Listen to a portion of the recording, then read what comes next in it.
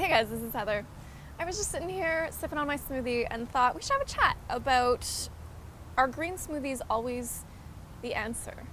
Because, it's one of those health crazes that gets talked about all the time, and I love smoothies, so I talk about them too. But as anything, it can go too far. So I just wanted to have a little reality check on smoothies for a minute and talk about why they're awesome and why they might not be awesome for you. So first of all, why they're awesome. I mean, you can pack a whole lot of fresh vegetables and fruit into a tasty little package that most people are happy to sip. You can put some fresh greens in here and get a ton of fresh greens. Like I've got about a cup of collard greens in this smoothie and it tastes awesome.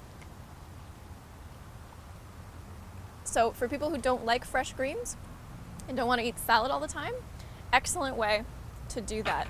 And you can also make them low fat. So a lot of time when people go and have a ton of salad, they have to put a creamy dressing on, and then that increases their fat intake. So for people who have, for instance, cardiovascular issues or liver issues, sometimes it's better to do something that's a little lower fat, like a smoothie, than have a salad with a creamy dressing, which is delicious.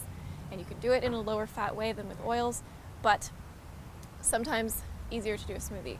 Also, for people who need that really easy convenience food without cooking everything from scratch, smoothies, super easy. All you gotta do is blend some stuff up and then you only have one dish to clean, your blender.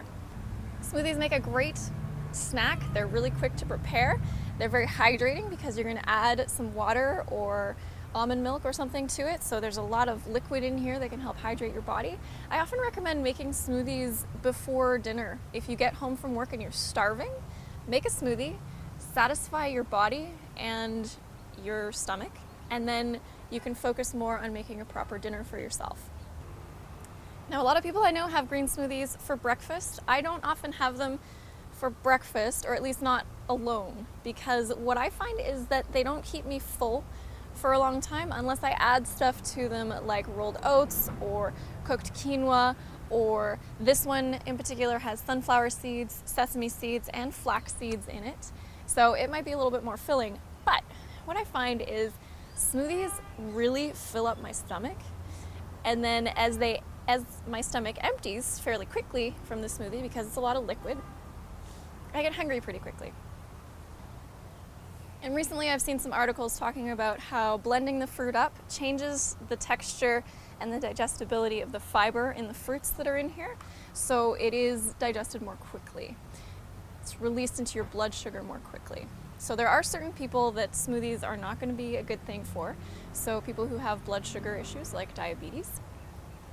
But you can always moderate the blood sugar issue by using mostly vegetables, using low glycemic fruits like berries or citrus, and using more vegetables than fruit in here. And also adding things like seeds or whole grains to add fiber and to moderate the blood sugar release.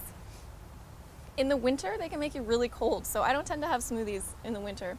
Occasionally, I'll have a smoothie with a cup of tea at the same time, kind of like double fisting.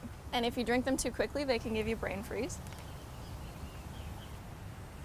And if you have certain health issues, you need to think about what greens specifically you're putting into your smoothie. Things like spinach or beet greens have oxalates, which can cause problems for people who have arthritis or kidney issues.